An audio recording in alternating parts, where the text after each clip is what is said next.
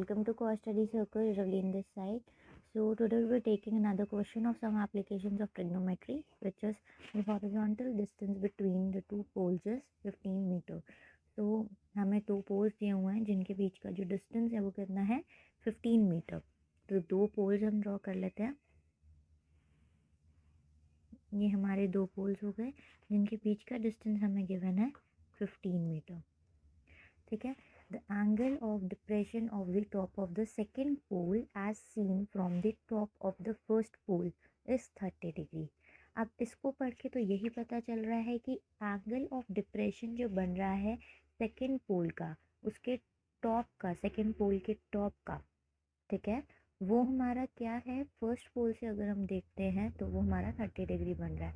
और angle of depression तभी बनता है जब हम किसी टॉप के पॉइंट से ऑब्जर्व करते हैं. ठीक है. अब हम इस पॉइंट को ऑब्जर्व कर रहे हैं तो वो किसी टॉप पॉइंट से ऑब्जर्व कर रहे हैं, विच मीन्स जो फर्स्ट वाला पोल है वो हमारा बड़ा है. राइट. तो हम इस वाले को फर्स्ट पोल ले लेते हैं, ये वाला हमारा हो गया सेकेंड पोल. राइट.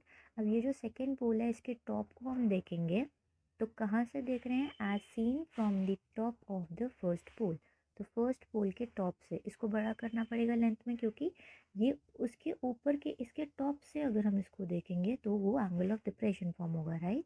तो हम यहाँ से इसको ऑब्जर्व कर रहे हैं, ये हमारा टॉप हो गया फर्स्ट पोल का. राइट. यहाँ से जब हम इसको ऑब्जर्व करेंगे तो ये हॉरिजॉन्टल लाइन फॉर्म होगी. Right. And line of site कैसे फॉर्म होगी, इस पॉइंट को हम ऑब्जर्व कर रहे हैं. एंगल ऑफ डिप्रेशन कितना बना, 30 डिग्री का. As seen from the top of the first pole, first pole के टॉप से देखा, किसको देखा, top of the second pole, second pole के टॉप को. तो एंगल ऑफ डिप्रेशन बना हमारा 30 डिग्री. अब यहाँ से भी हम एक स्ट्रेट लाइन ड्रॉ कर सकते हैं. राइट. तो ये हमारी दो पैरेलल लाइंस हो गई, ये हॉरिजॉन्टल लाइन और ये वाली लाइन. तो ये दोनों लाइंस जो हैं अगर पैरेलल हैं, ये ट्रांसवर्सल जा रही है, तो ये एंगल्स कौन से फॉर्म होते हैं, ऑल्टरनेट इंटीरियर एंगल्स, इसीलिए ये भी हमारा 30 डिग्री होगा. राइट. अब आगे क्वेश्चन में क्या बोला है, if the height of the second pole, second pole की हाइट कितनी है 24 मीटर. तो सेकेंड पोल कौन सा है हमारा, जो हमारा स्मॉल वाला है, जो हमारा छोटा वाला है, which is 24 metre. Find the height of the first pole, हमें इस पोल की हाइट फाइंड करनी है. ठीक है. Height of the first pole, तो let the height of the first pole क्या हो गई, अगर ये ग्राउंड है हमारा तो हाइट हमारी ये पूरी होगी. राइट. तो ये इतना पार्ट जो है पोल का वो कितना है 24 मीटर, ये भी 24 मीटर. एंड ये अगर ग्राउंड पे ये 15 मीटर है तो ये लाइन भी हमारी 15 मीटर होगी. ठीक है. इसकी नेमिंग कर लेते हैं. ये हो गया हमारा ए बी सी, यहाँ पे हमारा 90 डिग्री फॉर्म हो रहा है. एंड ये हमारा हो गया डी ई.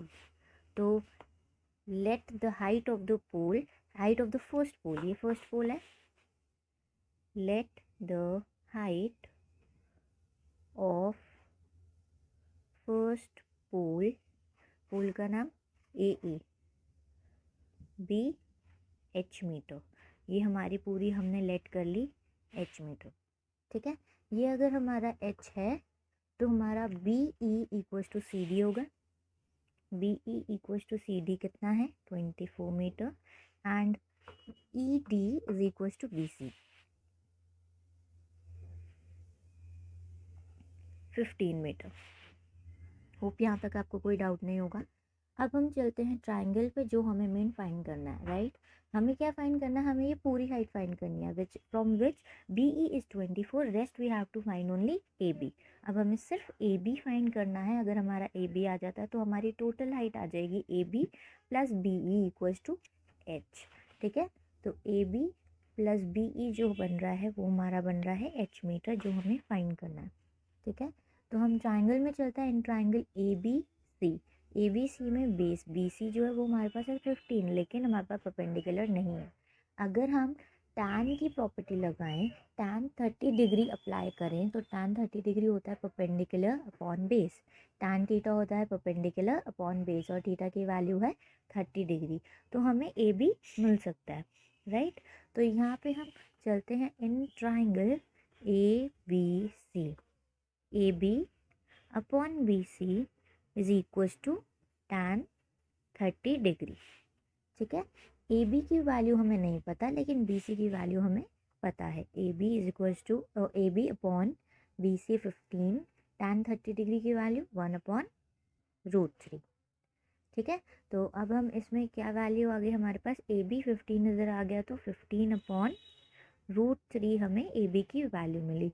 इसको कर लेते हैं रैशनलाइज, √3 जो डिनोमिनेटर में रूट होता है उसी से ही मल्टीप्लाई एंड डिवाइड, तो क्या हो गया ये 15√3, और √3 इंटू √3 होता है 3, तो 3 ये कट गया हमारा, 3 5 ज़ा 15 होता है, 5√3 मीटर हमें वैल्यू मिली हमारे ए बी पार्ट की।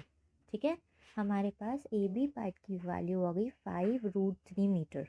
अब height of the first pole क्या थी, height of first pole is कितना, एच क्या था, A B plus B E, तो A B plus B E metre, which is A B क्या हो गया हमारा, ए बी है हमारा 5√3 प्लस 24, बी ई की वैल्यू 24, तो ये हमारा आंसर आ गया 24 प्लस 5√3 मीटर। ठीक है, height of the first pole is 24 प्लस 5√3 मीटर। इन केस क्वेश्चन में आपको √3 की वैल्यू दी होती है तो आप उसको पुट करके आगे फर्दर सॉल्व कर सकते हैं। यहाँ पे क्वेश्चन में हमारे पास √3 की वैल्यू नहीं थी, तो हम इसे एज इट इज छोड़ सकते हैं। होप आपको ये क्वेश्चन समझ आया होगा, एंड अगर आपको क्वेश्चन समझ आया तो don't forget to hit the like button and support my channel. Thank you.